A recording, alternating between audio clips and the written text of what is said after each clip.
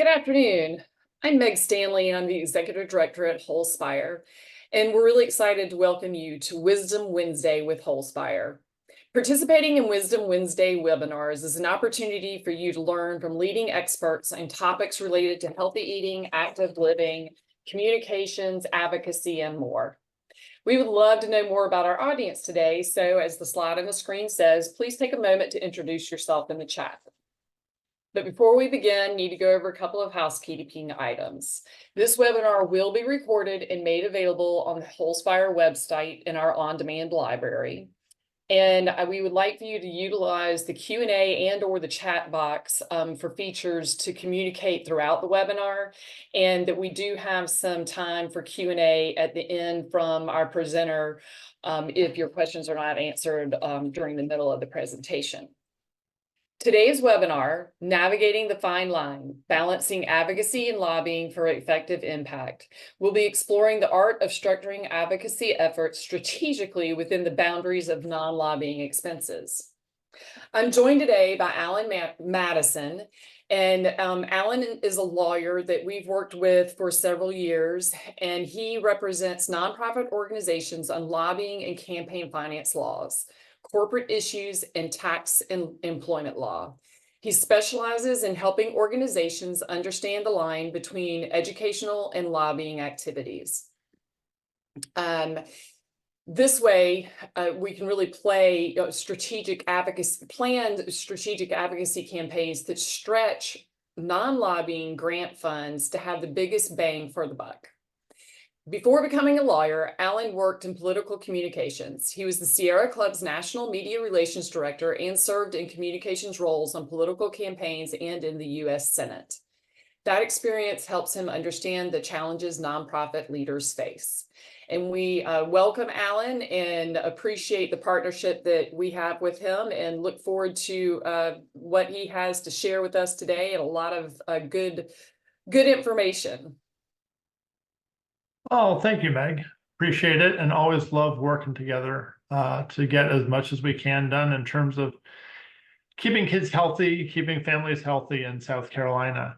The stuff we're going to talk about today is ways to boost advocacy writ large, right?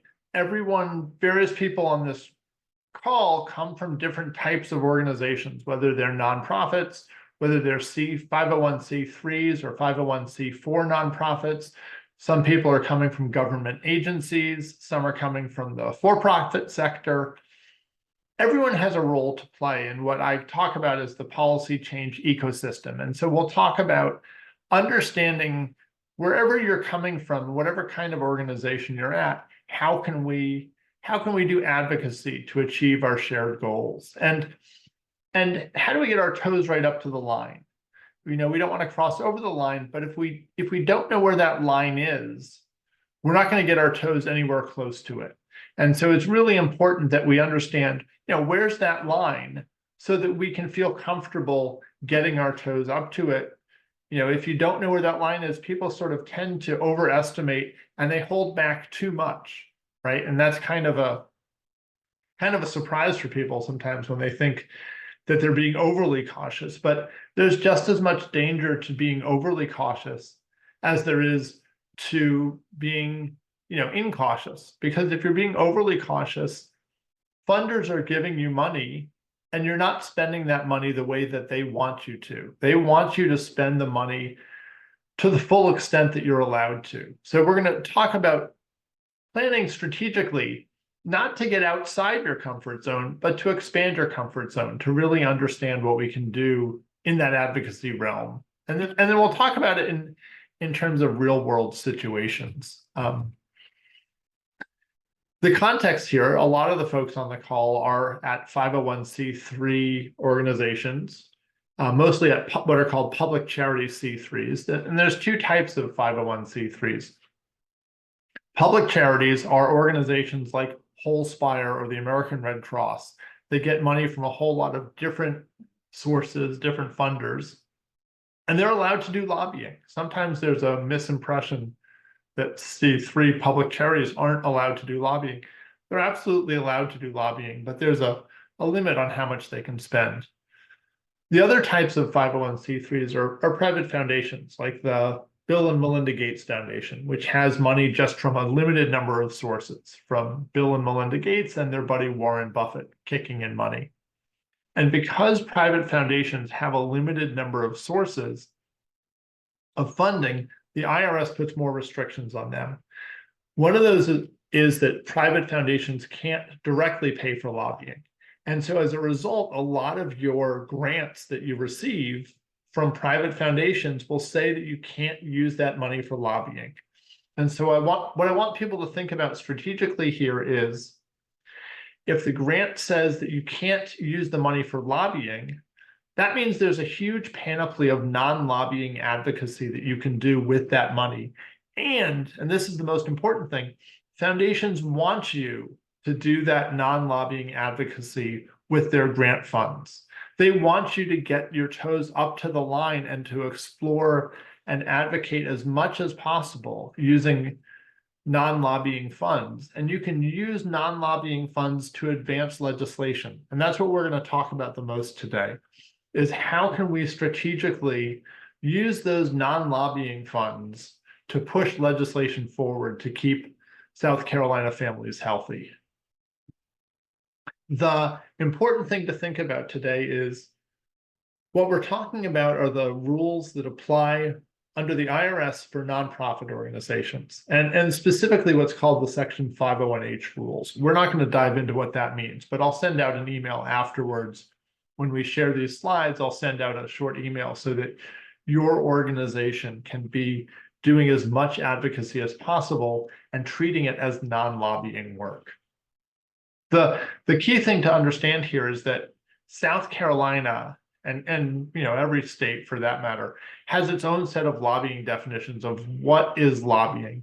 Those definitions don't jibe with these IRS definitions we're talking about. So there's a lot of stuff that you'll say, hey, that's not how it is in South Carolina. And that's right.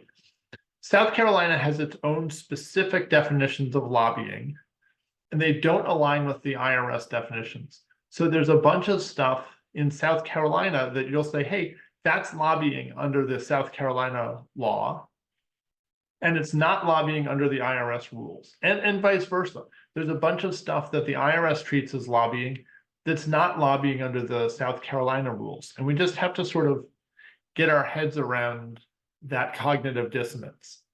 So I'll just very briefly go over the South Carolina rules, and then we're going to really talk about these IRS rules for nonprofits. So South Carolina, the State Ethics Commission, you have to register as a lobbyist if you're employed to have direct communications with officials to influence either legislative or executive action. So if you're employed and part of the purpose of your job is to be having conversations with state legislators to influence legislation, South Carolina says that you have to register as a lobbyist and file reports. And that's fine. There's no limit on how much lobbying you can do under these South Carolina rules. You just have to register and file these reports. But there's an important exception that the South Carolina State Ethics Commission recognizes for what they think of as the plant manager exception. But really what this is saying a lobbyist is only someone who is specifically employed for the purpose of having direct communications as a normal and ordinary part of their job. Now, they haven't specifically defined what is normal and ordinary, but it means it can't just be incidental to their job. So, for example, if you're hired and a significant part of your job is lobbying, and a significant part of it is running a grassroots outreach campaign in a community, you probably have to register as a lobbyist under South Carolina's law. On the other hand, if you're the executive director of an organization and lobbying is kind of relatively rare for you, it's an incidental part of your job. It's not part of the normal and ordinary duties, but once in a while you have to go to the state house to do some lobbying. You may not have to register as a lobbyist. It really is on a very case-by-case basis. And I encourage people to dive deep and understand this exception because it's a really important one. Okay. But the important things to think about in the big picture here is that South Carolina says that lobbying is trying to influence legislative action and executive branch action. Under these IRS rules that we're going to talk about, executive branch action is not lobbying. So there's a lot of situations where you think of lobbying as trying to influence an agency regulation or trying to influence the governor's action. But that's not lobbying under these IRS rules, as we're going to talk about in a minute. The other is that South Carolina does not treat grassroots activity as lobbying. It's only direct communications with officials, whereas the IRS rules, as we're going to talk about, does regulate grassroots lobbying. So there are situations where we wind up telling the IRS, yeah, we did a bunch of grassroots lobbying, and that'll never show up on your reports to the State Ethics Commission. So those are just some key distinctions I wanted to just flag for people. And I just wanted to mention, I don't think I mentioned earlier, I have the chat box open. So as questions come up, I encourage you to ask questions in the chat box. I've got the chat box open. If there are things that I say that are confusing to you, I encourage you to ask the question because a bunch of your colleagues on the call probably also have the same questions that they've been wondering about as well. So please don't hesitate to ask questions as they arise. Okay, so earlier I talked about the policy change ecosystem. And a lot of the groups, when Meg and JC publicized this webinar, they got some feedback that said, hey, we don't do advocacy. Or, we're not allowed to do any lobbying, or I'm within the government, I can't do lobbying because I'm in the government, but I want to help with your advocacy. Everybody has a role to play. Whether you're a researcher at a government agency or maybe at a university or a think tank, whether you're running a Head Start program or ministers, rabbis, imams, preachers, everybody throughout what I call the policy change ecosystem has a role to be playing in achieving policy change. And you just have to think through, what is it that I can contribute? So the researchers, I encourage you to talk to the advocacy groups, right? Sometimes researchers sit in the ivory tower and just research what they want to research, right? What is it that I find really interesting? I encourage you to reach out to the advocacy groups and say, hey, what research would you find most useful? What data do you need when you sit down with legislators to talk about, hunger? What data do you need when you talk about hunger that I can provide, that I can research and create and generate so that your conversations with those legislators about hunger, solving hunger and addressing hunger, how can we make that really impactful so that your research isn't just sitting on a shelf, but that others within this ecosystem can pick it up and run with it? Similarly, in the government agencies, government agencies are a font of information. What data can they be providing as well? If you're a direct service provider, what can you be doing to help with advocacy? One of my favorite things is have legislators in to take a tour, right? If legislators don't understand what it's like on the ground, they're not going to understand the urgency of addressing these problems. So if you run a food bank, if you run a high school cafeteria or an elementary school cafeteria, if you run a Head Start center, invite legislators in to take a tour. Have the legislators come and serve lunch, right? They will understand the needs of students so much better after serving a lunch at your elementary school than they will if you just hand them a report about the needs of the shortcomings of the school lunch program. Where can you put out nonpartisan voter registration information just to make it easy so that when families come to pick up their kids at the end of the day at a daycare center, for example, if they can get voter registration information, get that information out to them where they are, right? So just think about how you're interacting with others in your community and how you can help to encourage some advocacy. Similarly, clergy have a great connection with their congregations. Make sure that you're getting information to them so that they can do that kind of an outreach. Just always be thinking about ways that we can build our coalitions, not just with groups that you think of as advocacy organizations, but thinking about how we can keep doing outreach, how we can build our coalition, and how we can involve groups, whether they are for-profits, whether it's business and industry. We want to make sure that we get everybody at the table, so we never leave anybody out, because folks on the for-profit side, for example, are able to bring resources and an understanding and a level of a depth of knowledge that can be really helpful to your organization. So I raise this just because too often people think, hey, we don't do advocacy, we're a Head Start center, we're not an advocacy place. But a Head Start center has a real role to play. They need to follow all of the federal rules about, that are relevant to Head Start, of course. But you have that connection with parents, and you have that connection with the kids who are at your centers. Bring in legislators to meet with the parent council, and that's going to really have a big impact on those legislators. And it becomes a story that those legislators can tell and influences their perception of the policy issue. Okay, so enough preamble. Let's talk about lobbying, right? Let's talk about the definitions of what the IRS views as lobbying, so that we can think about what isn't lobbying, and so our organizations can maximize the non-lobbying funds we're getting from those foundation grants. And the IRS defines two types of lobbying. One is grassroots lobbying, which are these communications with the public aiming to influence legislators. And the other, of course, is direct lobbying, which is sort of what we think about most frequently, which are just communications directly with legislators about a bill. So we'll break those down.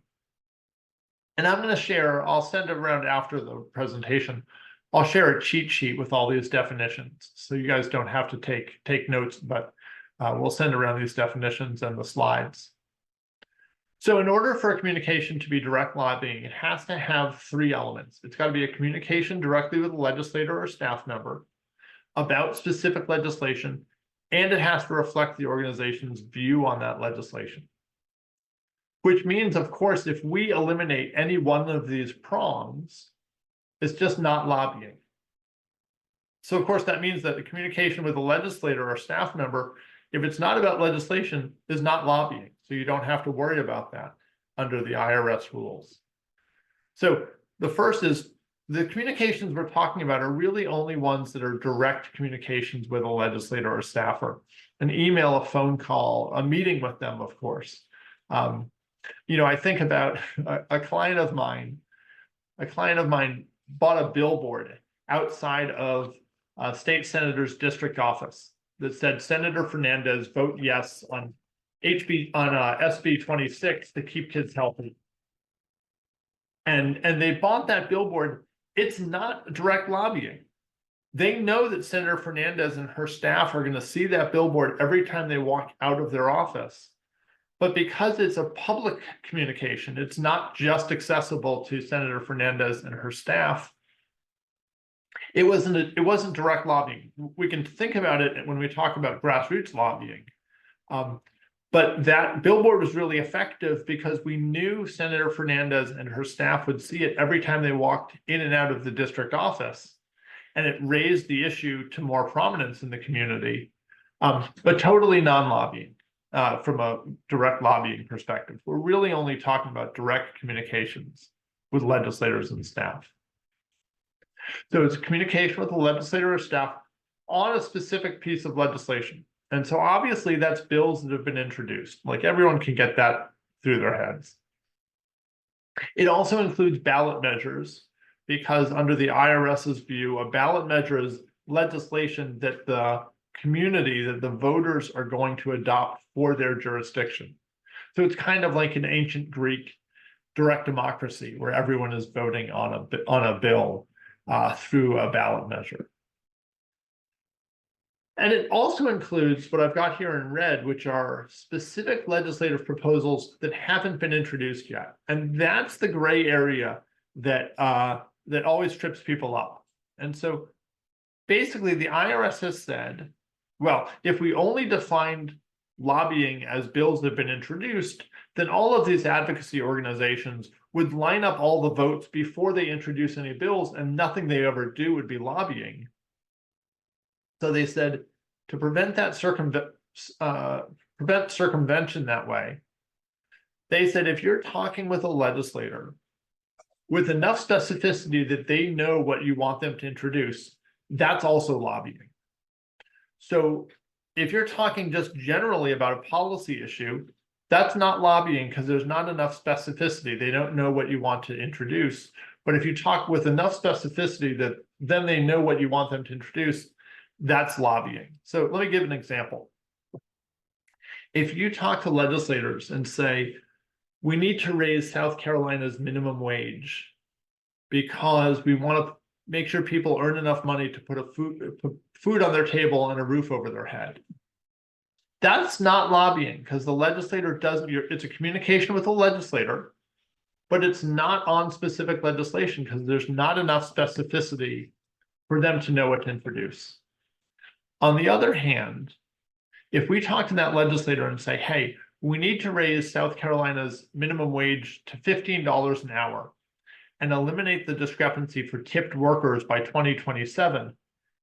Well, now they know exactly what they want, what you want them to introduce. So now it's a communication with the legislator, and it does reflect a view on specific legislation. So it would be direct lobbying. Any questions on that? I know there's obviously some gray area in there. But the key I want people to think about is if you're having a conversation with a legislator and you're talking to them about a general policy issue, that's not lobbying.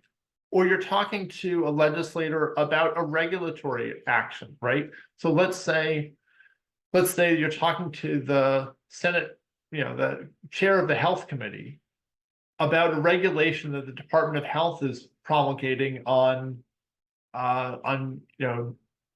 drinking water, on lead in drinking water. You can ask that Senate committee chair to weigh in with the commissioner, the health commissioner, on those regulations, and it's totally non-lobbying. Now, that Senate committee chair is, of course, going to have more influence with the health commissioner than you or I are going to have because they control their budget. So it's going to be a really effective communication. But it's not lobbying to ask that Senate committee chair to weigh in with the health commissioner. And, frankly, hopefully you'll turn that committee chair into a champion on clean drinking water, and they'll later on introduce a bill. But that's not on the table right now. So that's not a lobbying communication yet. You're just setting them up to become a champion.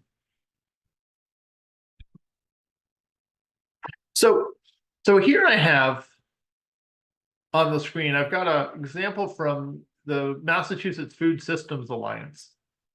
They brought all of the advocates from around the state to the Massachusetts State House to meet with all of the senators and representatives to talk to them about what's called up there the Healthy Incentives Program, which was a program to get local farmers to sell their produce to local schools so they can be served in the schools. It helps the farmers and it helps obviously the school children and the schools.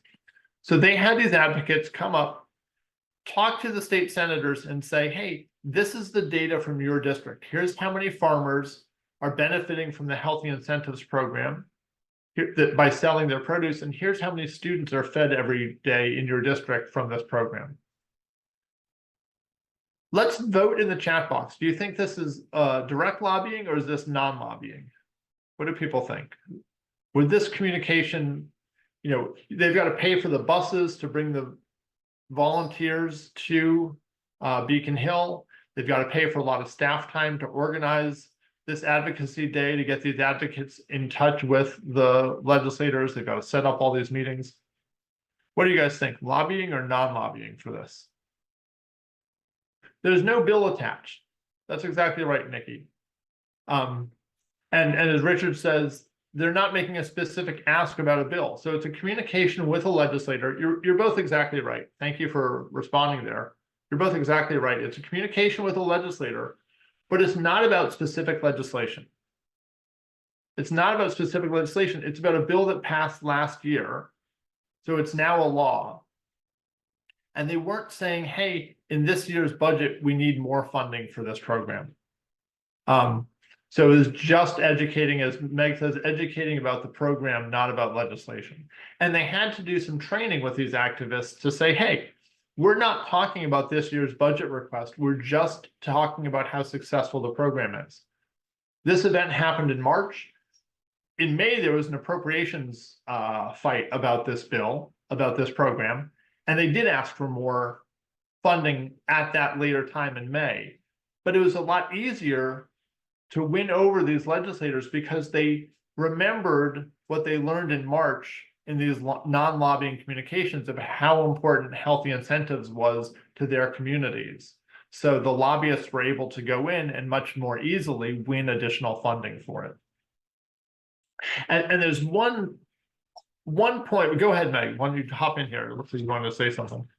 No, yeah, that's what I was going to hop in. That this is a good example, Alan, where sometimes we'll try to encourage our advocates to get together and thank legislators for their support, and when it's passed, and then we'll have that language of thanking them, mainly because of wanting to be able to, one, acknowledge the work that had been done on our constituents' behalf and their constituents, but also to maintain and further develop the relationship when there isn't something to ask for, so that when we do need to go back and lobby, the relationship is already established.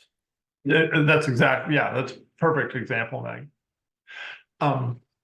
And by establishing that relationship, well, and to go back to Meg's point, it reiterates why it's so important when we train people on these that people stick to the talking points. So on these lobbying meetings, they use the foundation grant to pay for all of the costs involved. And it's a lot of staff time that was involved in setting up this advocacy day. They had to pay for buses, they had to pay for lunches for all the advocates. It was, it's time intensive and expensive. So they used a non-lobbying foundation grant to pay for the whole thing because they weren't talking about legislation. And to build on Meg's point about relationships, so Senator Jim Welch here in his tweet talks about the oregano plant he got, right? Now, anyone who's on this call, I would hope, immediately recognizes that ain't oregano, that's basil, right? So the Mass Food Systems Alliance checked the rules, and the cost of the herbs was less than the threshold for the gift requirement in Massachusetts. So it's okay to give a 2-inch herb plant at like $2.97 per. So that was totally allowable. It was under the gift threshold. Senator Welch thought it was an oregano plant. His plant died. He had it in his office and it died. He had his staff go out and buy a new oregano plant because he knew the advocates would be coming back, and he didn't want to let them down by showing that he let his oregano plant die. So when they came back to lobby for more funding, he proudly showed off his oregano plant that was still sitting on the windowsill. They didn't mention, of course, that we'd given you a basil plant. It was just sweet that he wanted to think about having an herb to remember them. But what I want you to take away from that story is that the story matters, that in his mind, he remembered what they were talking about this program because of the herb that they left him. And it really emphasizes that you need to give people a story so that they can think about it. And the issues that you're working on really lend themselves to this. Get your legislators out into the community so they can associate the program in their mind with the story about the day that they were serving lunches to kids at the elementary school in their district, or the time that they were, talking to parents at a Head Start about the challenges those parents face. That really matters for them. So that's the world of direct lobbying. The other type of lobbying is grassroots lobbying. And here we've got 4 elements. It's a communication to the public, and this is the billboard outside of Senator Fernandez's office, for example. Any communication to the public that reflects a view on specific legislation and includes what the IRS defines as being a call to action. And so their specific definition of a call to action is, first of all, if you ask people to contact their legislator.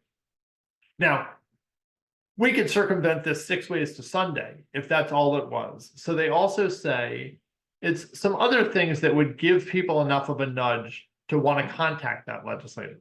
So for example, saying Senator Fernandez is our representative, or providing her contact information also is treated as a call to action, or saying that she's neutral or opposed to the bill, to our position on the bill.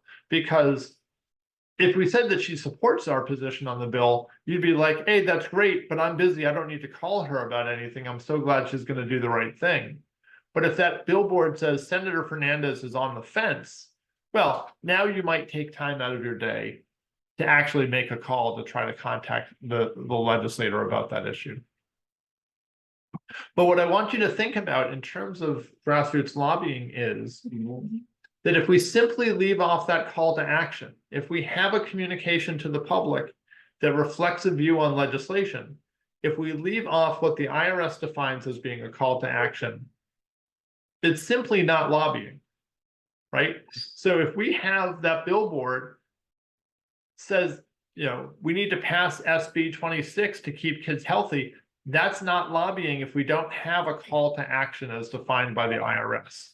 And so we'll talk through what that means with some examples, but I want people to think strategically. If your organization is an organization that you feel, oh, we don't do lobbying, right? Either because you don't have any funding for it, or because you're mostly spending foundation grants that say you cannot do any lobbying. Whatever the reason, keep in mind, South Carolina doesn't treat grassroots outreach as lobbying. South Carolina says it's only lobbying if you're directly communicating with a legislator.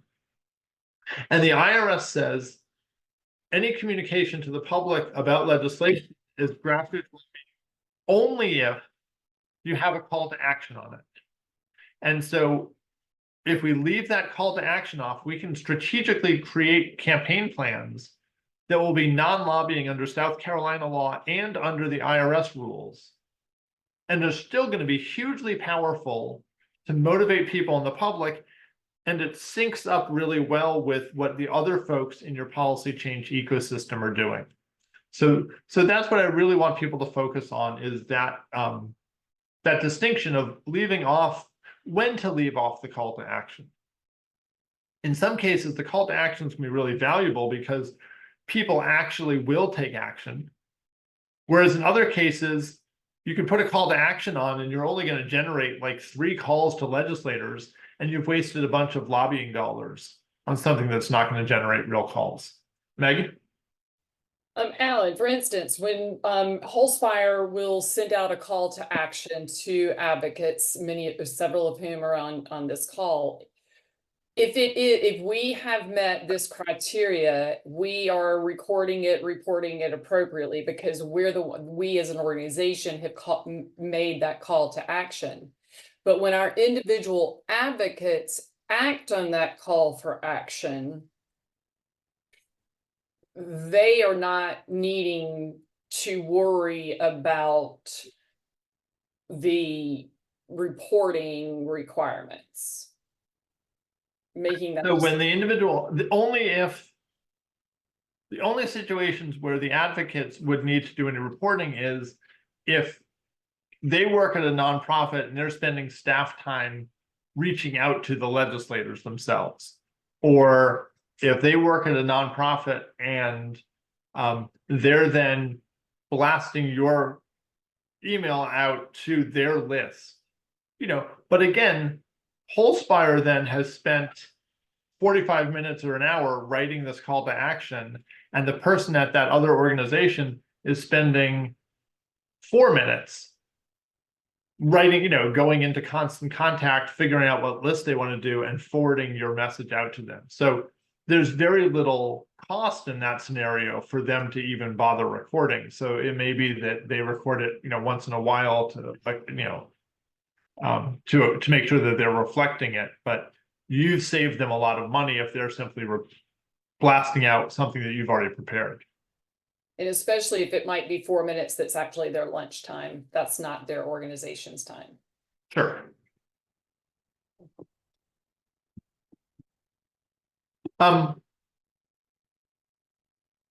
One thing I also want to mention here that often is important for, this whole concept of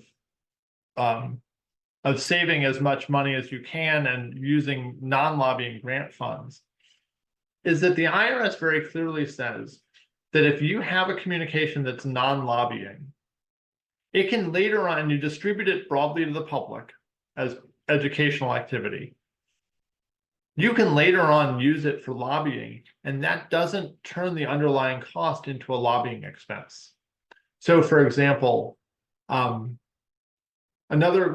client of mine, County Health Rankings and Roadmaps, puts out these state of obesity reports and state of health reports in different states. These talk about bills often, so these reports will talk about legislation, but they don't have a call to action in them. Because no one reading County Health Rankings and Roadmaps report is actually going to call their legislator just because it said so in the report. So these reports are written with non-lobbying grant funds, but we can then take these reports and use them as part of our lobbying activities when we meet with South Carolina legislators. And that doesn't change the cost of the underlying report itself. And I want people to think about how they can produce fact sheets, reports, op-eds, you name it.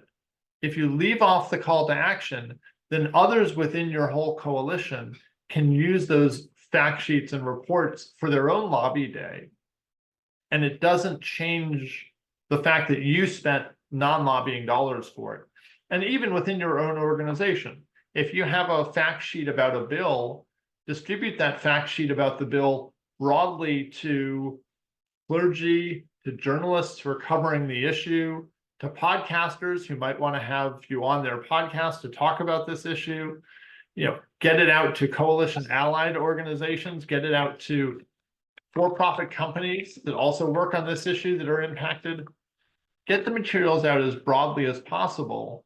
And then you can use those materials when you have a lobby day. Hand them to legislators to talk about the bill, and it won't change the underlying cost of that material into a lobbying expense.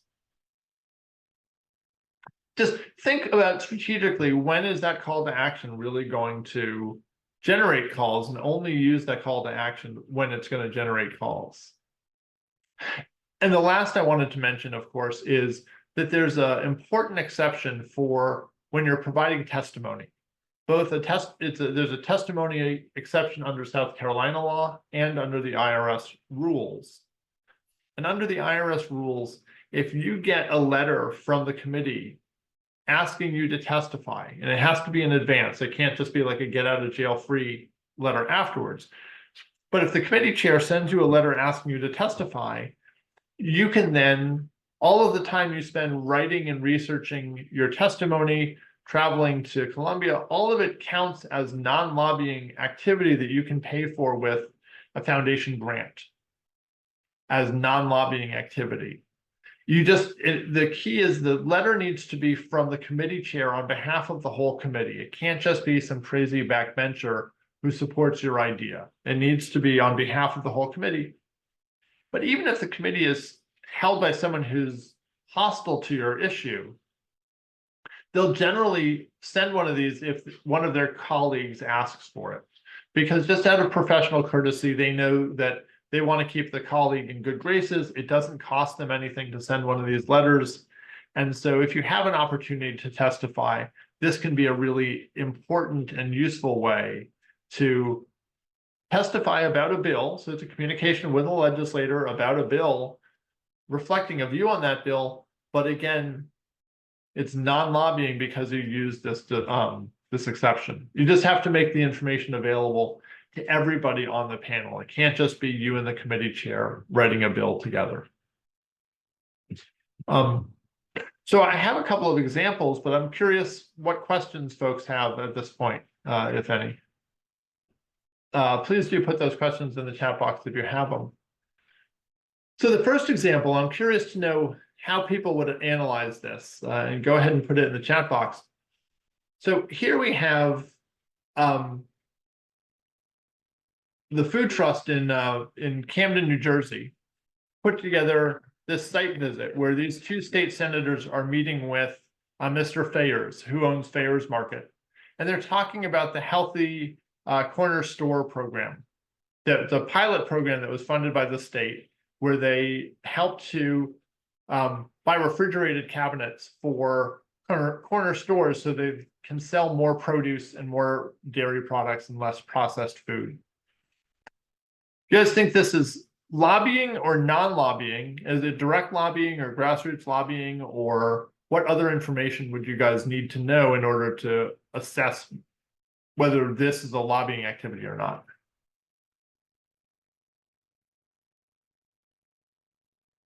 In this case, you're exactly right. Both of you are right. This was non-lobbying because, as Nikki says, you need to know a little bit more. Was there a bill discussed? In this case, they didn't talk about a bill. They just talked about how well the program is working, but it got these state senators into the community to see for themselves and talk to customers about how important this was. And the customers were saying to them, hey, this is a really valuable program. I'm really grateful that Fayers Market, which is our community bodega, is now selling healthier foods for my family. And so that was a really important story for them to hear. The folks who set up this meeting, again, used non-lobbying grant funds. This is advocacy, of course, right? This is pure advocacy talking about this program, but they weren't asking for for funding that would directly impact the program. They weren't talking about legislation, so it was non-lobbying, but really had a strong impact on these folks. Here's an example of a fact sheet about a bill. It talks about the bill. It talks about why this bill is so important. And it says at the end, if you want more information, contact Alex or Ashley at the organization. This was non-lobbying because it doesn't have an IRS call to action. It doesn't say, if you care about this, contact your legislator. And really importantly, they distributed this fact sheet to everyone well before Lobby Day. They got this out to coalition allies. They sent it out to journalists who cover the health equity issue in the State House. So it's really valuable, really important here. But again, because they distributed it broadly to the public, they were able to use non-lobbying grant funds to create these fact sheets, and then they handed them out at Lobby Day, as well as distributing them to the public. Okay, here, I think everyone knows the answer to this. This is an advocacy alert. Of course, this is grassroots lobbying because it says, ask your state rep to support the healthy school meals for all, and it talks specifically about the House bill. So obviously, this is going to be a grassroots lobbying communication, but again, it's a really valuable one because the people who are coming to Wholespire's website, you know that they are the target audience for this message, and they're most likely to take action. So this is a really valuable use of non-lobbying fund, of grassroots lobbying funds, rather. It's a valuable grassroots lobbying expenditure, and not that expensive, but it's going to actually generate a whole bunch of calls. And in fact, we know from this, we know from the work they pushed out, once they did this, they got a whole bunch of co-sponsors on the bill because they were doing this advocacy alert. So it was really useful and effective. And JC has put the link in the comments here. Okay, here's a little bit trickier one. Here's a press conference about the lunch shaming ban in South Carolina, about the bill that was introduced. This is from last year. Here's some great press coverage of it, tons of press coverage on this. Was this press conference lobbying or non-lobbying, and what additional information would you need to know about the activities, if any? Or do you just, is this direct lobbying or is it grassroots lobbying? or non-lobbying?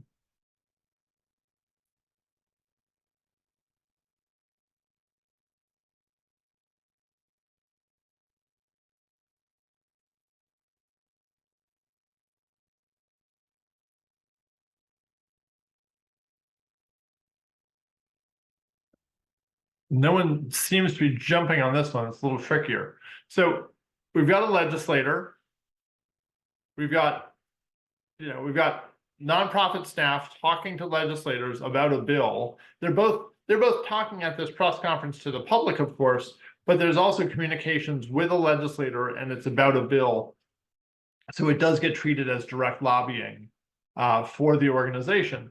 Yeah, and it takes a lot of time, as everyone knows, it takes a lot of time to set up a press conference, to schedule it with all the legislators. You got to rent the space or you reserve the space within the state house or wherever you're doing it. But again, a really useful tapping into direct lobbying funds for this was really useful. A, because it solidifies your sponsors, and you solidifies your sponsors for wanting to do this. And B, a ton of media coverage, so it signals to the public that this is important, and it gets other legislators on board for wanting to work with you because they know they're going to look good in the press if they work with you, because you're going to throw successful events that will get them coverage. And then the last example I want to give is maybe one other example. This example, I think, is really illustrative here. The American Heart Association and Sugar Free Kids Maryland were pushing a bill to ban sugary drinks from kids' menus. They worked with Pastor Slayton to write this op-ed and got this op-ed placed in the Baltimore Sun. And I know it's small on your screen, but it says the city council should pass this bill. On Monday, the city council is going to vote on the Healthy Kids Meal Bill.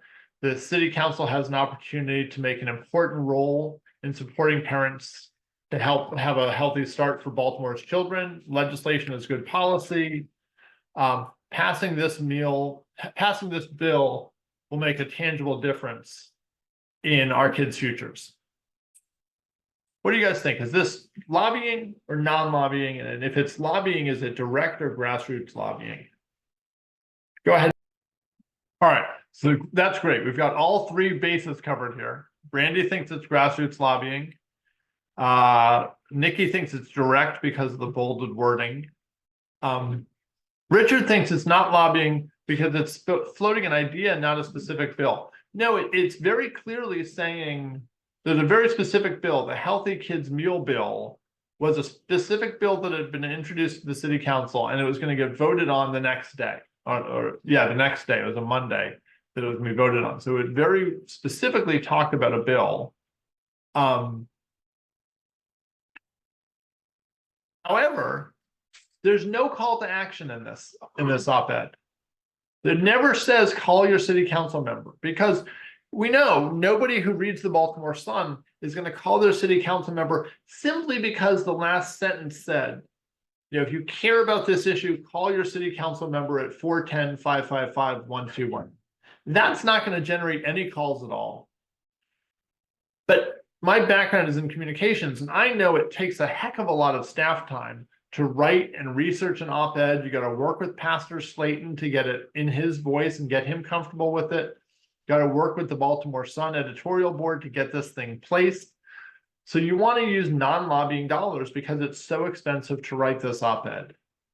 But then the next step, of course, after this thing had been published and distributed in the Baltimore Sun, the Heart Association and Sugar Free Kids Maryland blasted out social media saying, check out Pastor Slayton's op-ed. If you care about this bill, call your legislators right now. Here's a link to call and email them.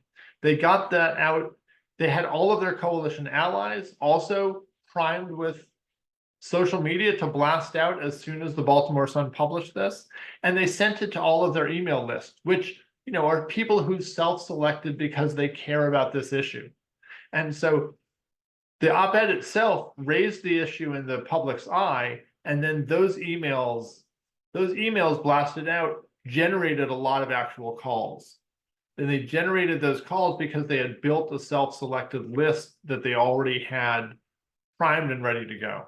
And so it took a little bit, it was a half hour worth of grassroots lobbying money that they spent to blast out those social media posts and the emails, but it paled in comparison to the 9 hours of non-lobbying work that they spent writing and getting this op-ed already.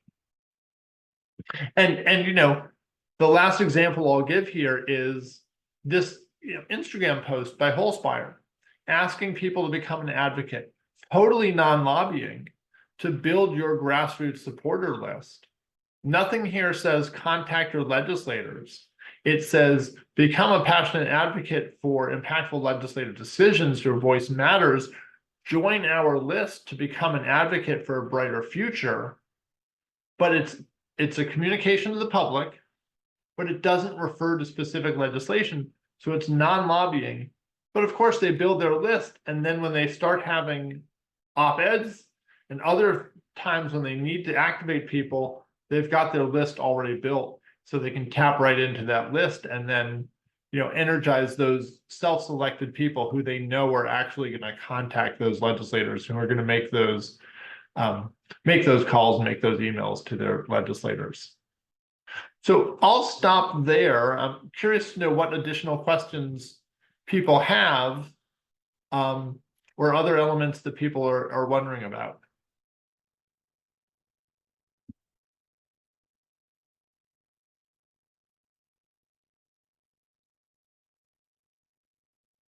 And I encourage people afterwards, send emails if you have any questions as you're thinking about this and ruminating on it.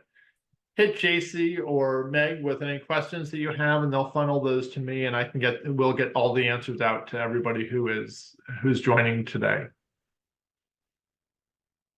Meg? Thank you for offering that, Alan, because I don't know if everybody else is like I am, and 10 minutes after we hang up, all those questions will come to mind, and we certainly will forward those on and be able to connect those proper responses.